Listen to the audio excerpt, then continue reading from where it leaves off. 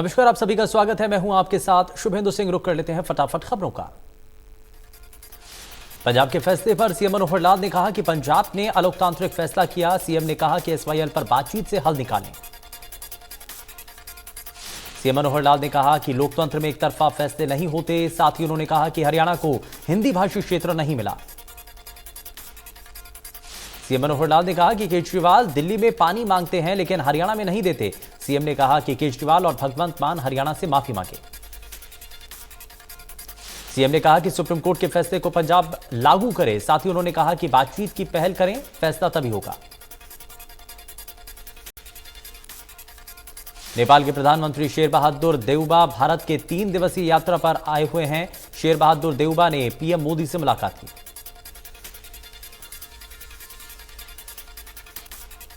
भारत और नेपाल के बीच 8 साल बाद रेल सेवा एक बार फिर से शुरू हो गई है और शेर बहादुर देउबा और प्रधानमंत्री की ने वीडियो कॉन्फ्रेंसिंग के माध्यम से रेल सेवा का उद्घाटन किया। ये रेल सेवा बिहार के जयनगर से नेपाल के जनकपुर होते हुए कुर्था तक जाएगी और 3 अप्रैल से आम यात्री भी यात्रा का लुत्फ उठा सकेंगे। भारत और नेपाल के बीच रेल सेवा कुल 34.9 किलोमीटर लंबी होगी। रेल सेवा के उद्घाटन के दौरान पीएम मोदी ने कहा कि रेल सेवा शुरू होने से दोनों देशों के बीच निकटता आएगी। रूस यूक्रेन के बीच चल रहे युद्ध का आज 38वां दिन है और इन 38 दिनों में रूस ने यूक्रेन के कई बड़े शहरों को तबाह किया। ज्यादा से ज्यादा लोग अपना देश छोड़कर पड़ोसी देशों में पलायन कर रहे हैं। इस बीच एक जानकारी के मुताबिक अमेरिकी रक्षा विभाग यूक्रेन को सुरक्षा सहायता में अतिरिक्त $300 मिलियन प्रदान करेगा, जिसमें लेजर निर्देशित रॉकेट सिस्टम, ड्रोन और वाणिज्यिक उपग्रह इमरजेंसी सेवाएं शामिल हैं। आपको बताएं, दोनों देशों के बीच चल रहे युद्ध के दौरान अमेरिका लगातार यूक्रेन की मदद कर रहा है। रूस के आक्रामक रवैये को देखते हुए अमेरिका ने कई प्रतिबंध भी लगाए हैं। इससे पहले बाइडेन ने सरकार के द्वारा पिछले हफ्ते में यूक्रेन को $35 करोड़ के सैन्य उपकरणों को अधिकृत किया था।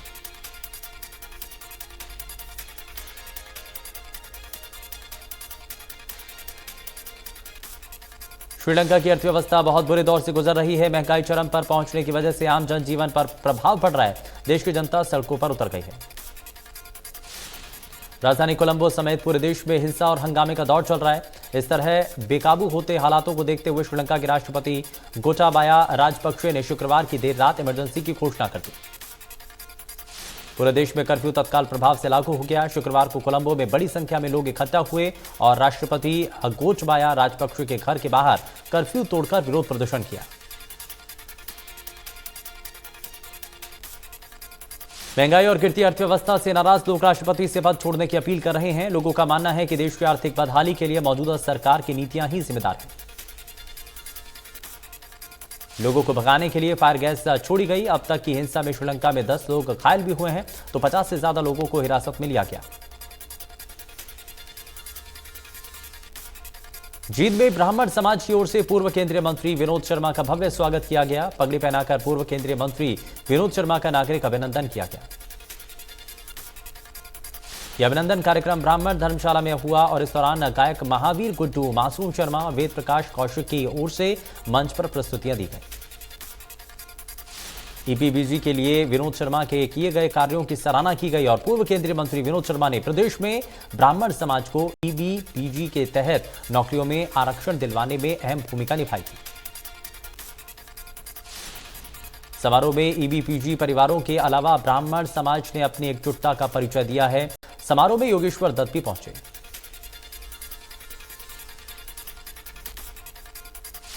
नववर्ष पर कुरुक्षेत्र की पावन धरती पर गौ गीता गार्गी विशेष कार्यक्रम आयोजित किया जा रहा है, जिसमें गौ माता के महत्व पर बात होगी। गौ गीता गार्गी विशेष कार्यक्रम में महिलाओं के देश के विकास में योगदान पर चर्चा होगी। साथ ही गीता के मूल्यों पर सार्थक चर्चा की जाएगी।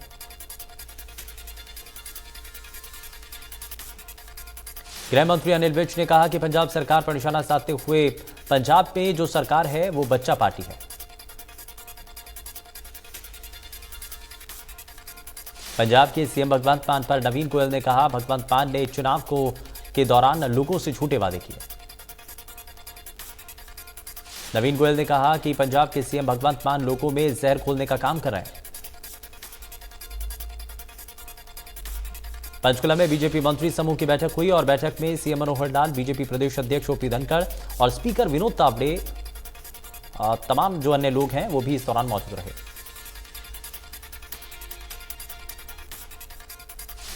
रतनलाल कटारिया भी बैठक में शामिल रहे। उन्होंने बताया कि संगठन मजबूती के लिए बैठक में संगठन मजबूती को लेकर के चर्चा हुई है।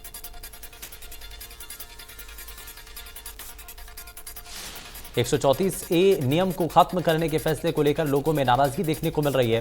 फरीदाबाद में लोगों का कहना है कि यह फैसला गलत है, इससे सिर्फ गरीबों को नुकसान होगा। गरीब परिवार अपने बच्चों को 134A के नियम के तहत निजी स्कूलों में पढ़ा पा रहे थे, अब ऐसा संभव नहीं हो पाएगा, जिससे न सिर्फ गरीब परिवार की जेब पर बड़ा असर पड़ेगा, बल्कि गरीब परिवार का बच्चा उच्च शिक्षा लेने से भी वंचित रह जाएगा। कुछ लोगों का कहना है कि नियम 134A के तहत कुछ ही गरीब परिवारों को फायदा मिल पा रहा था, अमीर परिवार ही 134A के तहत फायदा उठा रहे थे। झज्जर में महंगाई को लेकर यूथ कांग्रेस ने सरकार के खिलाफ प्रदर्शन किया, जिसकी अगुवाई पूर्व शिक्षा मंत्री और विधायक गीता भुक्कल ने की। यूथ कांग्रेस ने पेट्रोल, रसोई गैस और डीजल के दामों में की गई बढ़ोतरी को वापस लेने की मांग की। विधायक गीता भुक्कल ने कहा कि लगातार बढ़ रही महंगाई से आम आदमी परेशान है। बढ़ती कीमतों से आम आदमी की जेब पर बोझ बढ़ गया है। विधायक गीता भुक्कल ने चंडीगढ़ पर पंजाब सरकार का अधिकार बताए जाने पर भी आपत्ति जाहिर की।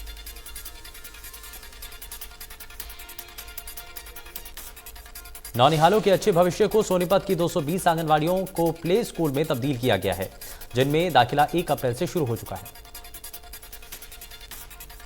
आंगनवाड़ी वर्करों की प्ले स्कूलों से संबंधित ट्रेनिंग भी करवा दी गई है और अभिभावक भी अपने बच्चों को आंगनवाड़ी प्ले स्कूलों में एडमिशन करवा रहे हैं।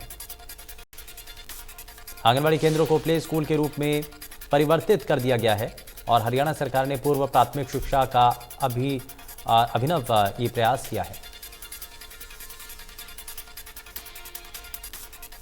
शहीद भगत सिंह स्पोर्ट्स अकेडमी के 2 खिलाड़ियों दीक्षा और रोहित का खेलो इंडिया में सिलेक्शन हुआ है और खेलो इंडिया में सिलेक्शन होने पर दोनों खिलाड़ियों का फूल माला पहनाकर स्वागत किया। ऑल इंडिया यूनिवर्सिटी कुरुक्षेत्र में आयोजित कराटे चैंपियनशिप में दीक्षा और रोहित ने जीत हासिल कर खेल इंडिया में अपनी जगह पक्की की है।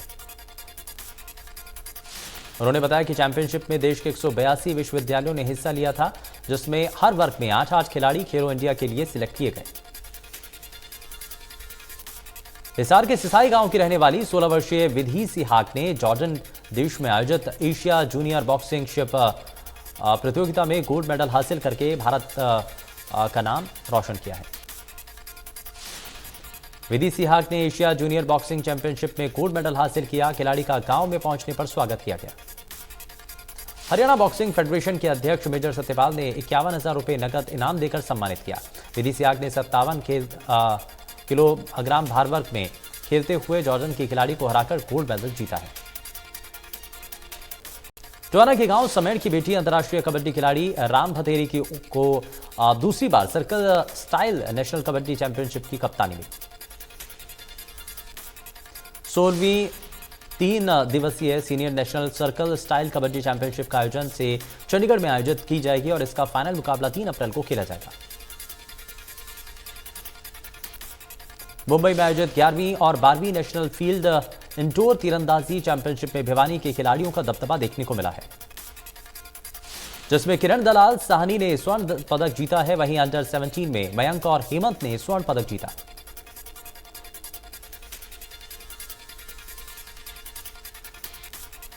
सोनीपत में आंगनवाड़ी वर्करों ने शहर भर में पैदल मार्च करते हुए प्रोटेस्ट किया और वहीं पीओ मैडम को आंदोलन और प्रोटेस्ट की तारीख बढ़ाने की नोटिस दिया है। वहीं आंगनवाड़ी वर्करों ने कहा कि सरकार समय रहते मांगों को लागू करे, नहीं तो हरियाणा भर में बड़े आंदोलन की तैयारी की जा रही है। हरियाणा में निजी स्कूल की मनमानी लगातार जारी है, जिसके चलते अभिभावक परेशान हैं। अंबाला कैंट के लॉर्ड महावीर स्कूल ने जूस के चलते बच्चों का रिजल्ट रोक लिया, जिससे नाराज अभिभावकों ने प्रदर्शन किया। अब अभिभावक बढ़ी फीस के मुद्दे को लेकर स्कूल के बाहर धरने पर बैठ गए।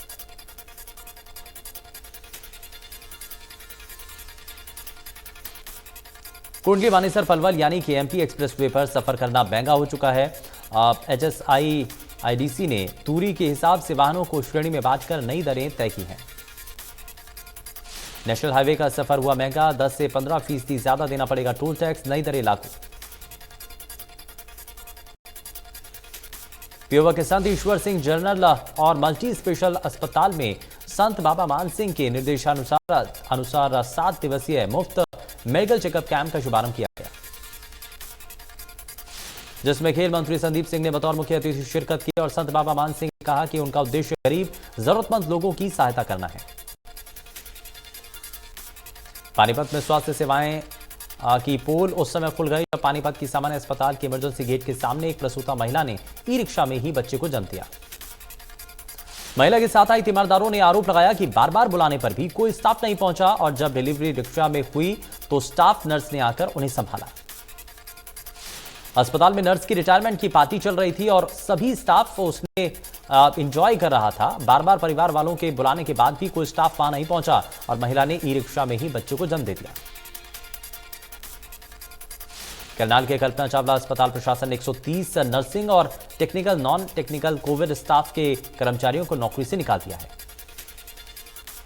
जिसके बाद गुस्सा अस्पताल के नर्सिंग और technical non technical Covid staff के कर्मचारियों मेडिकल अस्पताल के मेन गेट पर हंगामा किया। कर्मचारियों का कहना है कि अस्पताल प्रशासन ने उन्हें बिना किसी अग्रिम सूचना के नौकरी से निकाल दिया, जो कि सरकार सरासर गलत है। ऐसे में अब कर्मचारी जाएं तो कहां जाएं।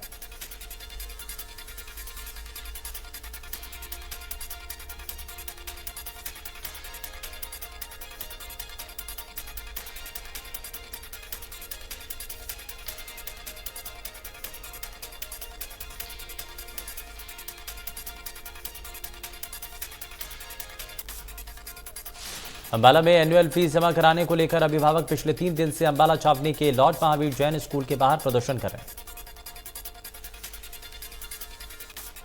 अभी तक स्कूल प्रशासन की ओर से एनुअल फीस लेने की बात तो कही जा रही है, जिस कारण पेरेंट्स स्कूल के बाहर ही धरने पर हैं, लेकिन अब उनके साथ आम आदमी पार्टी के कार्यकर्ता भी धरने पर बैठ गए।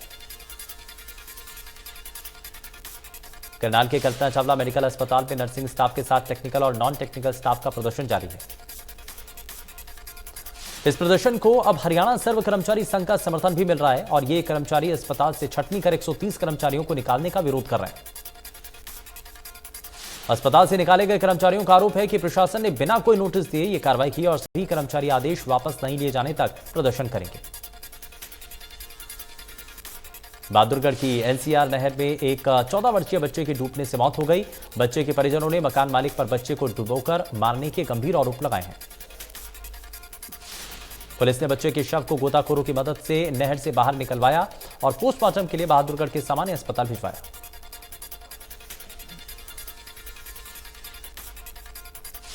सूरजकुंड मेले में इस बार क्राफ्टमैन नेमचंद प्रजापति खालिस मिट्टी से निर्मित प्रोडक्ट लेकर आए हैं, जिनमें पानी की बोतल, दाल और बिरयानी हांडी, गमले, मिट्टी के खिलौने इत्यादि शामिल हैं। सोनीपत के गांव पलड़ी कला में हनी ट्रैप मामले में युवक को फंसाकर 12 लाख रुपए वसूलने को लेकर ग्रामीणों ने एसपी को शिकायत दी। ग्रामीणों ने गांव की एक महिला पर आरोप लगाया। उन्होंने कहा कि महिला और ज्यादा पैसे देने का दबाव बना रही थी तो युवक ने जहर खा लिया। निजी अस्पताल में उनका इलाज चल रहा है। रेवाड़ी में बदमाशों के हौसले बुलंद हैं, जहां देर रात एक गैंगस्टर के भाई पर 2 बदमाशों ने फायरिंग कर दी, जिसमें वो बाल बाल बच गया। वहीं पुलिस ने मामला दर्ज कर लिया है और फरार आरोपियों को पुलिस ने कड़ी मशक्कत के बाद गिरफ्तार किया। चरखी दादरी के बाजड़ा थाना के एक गांव में 17 साल की युवती को घर में अकेला देख 3 युवकों ने उसके साथ गैंगरेप किया। गैंगरेप से परेशान होकर युवती ने घर में ही फांसी लगाकर आत्महत्या कर ली। इसी बीच मौके पर पहुंचे युवती के चाचा के साथ भी आरोपियों ने मारपीट कर फरार हो गए। युवती के शव को दादरी के सिविल अस्पताल में पोस्टमार्टम करवाया गया। पुलिस ने इस संबंध में कई धाराओं के तहत केस दर्ज करते हुए जांच शुरू कर दी है। रोहतक के नेहरू कॉलोनी इलाके में एक राजमिस्त्री की हत्या का मामला सामने आया, जहां राजमिस्त्री के सिर पर कुल्हाड़ी से हमला कर उसकी हत्या कर दी गई। वहीं हत्या का आरोप मिस्त्री के साथ काम करने वाले एक मजदूर पर लगा। बताया जा रहा है कि मजदूर और राजमिस्त्री के बीच किसी बात को लेकर के कहासुनी हो गई थी, जिससे नाराज मजदूर ने इस वारदात को अंजाम दिया।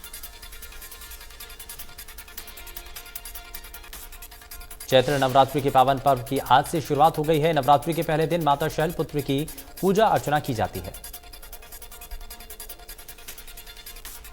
नवरात्रि के 9 दिनों में मां के 9 स्वरूपों की पूजा का विधान है और भक्त नवरात्रि के दिनों में मां दुर्गा का आशीर्वाद प्राप्त करने के लिए उपवास भी रखते हैं। नवरात्रि के दिनों में मां दुर्गा की विधिवत पूजा करने से भक्तों की मनोकामनाएं पूरी होती हैं। मंदिरों में सुबह की आरती हुई, जिसमें काफी संख्या में श्रद्धालु शामिल हुए। माता रानी के जयकारों से मंदिर गूंज उठे। मां दुर्गा का आशीर्वाद लेने के लिए भक्तों का मंदिरों में आना जारी है। प्रदेश के एकमात्र सिद्ध शक्तिपीठ श्रीदेवी कूप भद्रकाली मंदिर में चैत्र नवरात्र महोत्सव की शुरुआत देवी मां के पूजन के साथ ही है।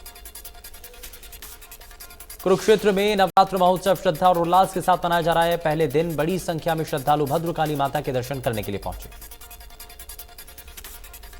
देश में पेट्रोल डीजल की बढ़ती कीमतों से लोग परेशान हैं। वाहन ईंधन पर महंगाई की मार कम होने का नाम नहीं ले रही है। आज फिर पेट्रोल डीजल में 80-80 पैसे की बढ़ोतरी हुई है। राजधानी दिल्ली में 1 लीटर पेट्रोल की कीमत 102 रुपये 61 पैसे हो गई है। मुंबई में 1 लीटर पेट्रोल की कीमत 117 रुपये 57 पैसे हो गई। वहीं डीजल का भाव 101 रुपये 79 पैसे प्रति लीटर तक पहुंच गया। कोलकाता में 1 लीटर पेट्रोल की कीमत 112 रुपये 19 पैसे और डीजल का भाव 97 रुपये 2 पैसे प्रति लीटर तक हो चुका है। हरियाणा में कोरोना के 45 नए मामले सामने आए और 67 मरीजों ने कोरोना को मात दी है। भारत में पिछले 24 घंटों में कोरोना वायरस के 1260 नए केस सामने आए और 83 मरीजों की मौत हो गई। कॉमेडी किंग कपिल शर्मा आज 2 अप्रैल को अपना 41वां जन्मदिन मना रहे हैं। साल 1981 में अपने जन्मे कपिल शर्मा पंजाब के अमृतसर के रहने वाले हैं। यूट्यूबर भुवन बाम मुश्किलों में फंसते नजर आ रहे हैं। पहाड़ी लड़कियों पर भुवन ने जो कमेंट किया था, उस पर अब राष्ट्रीय महिला आयोग ने एक्शन लिया है। आयोग ने दिल्ली पुलिस कमिश्नर को लेटर लिखकर कार्रवाई के लिए कहा है। बॉलीवुड एक्टर अमिताभ बच्चन के फोटो और वीडियो सोशल मीडिया पर काफी तेजी के साथ वायरल हो रही हैं। वीडियो में वो उत्तराखंड के ऋषिकेश में पूजा और गंगा आरती करते हुए दिखाई दे रहे हैं। जनवरी में हुई 26 साल की इटालियन एक्ट्रेस चार्लोट एंजी के कातिल का खुलासा हो चुका है। उनका शव इतनी बुरी हालत में मिला था कि पुलिस को पहचान करने में लंबा समय लग गया। पुलिस ने दावा किया कि एंजी के बॉयफ्रेंड ने ही पीट कर उनकी हत्या की थी। बॉलीवुड एक्ट्रेस जया बच्चन ने हाल ही में अपने साथी सांसदों के लिए अपने बेटे की फिल्म 10वीं की स्क्रीनिंग रखी और फिल्म को देखने के बाद कई नेताओं ने फिल्म की तारीफ की। महाराष्ट्र की सांसद रजनी पाटिल ने फिल्म की सराहना की है।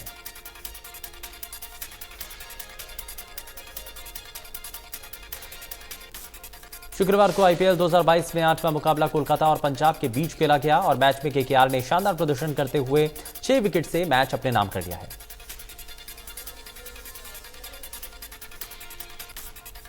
शुक्रवार को आईपीएल में पंजाब और कोलकाता के बीच मैच खेला गया और मुकाबले में कोलकाता के स्टार ऑलराउंडर आंद्रे रसेल ने ताबड़तोड़ 70 रन की पारी खेली और 8 छक्के लगाए।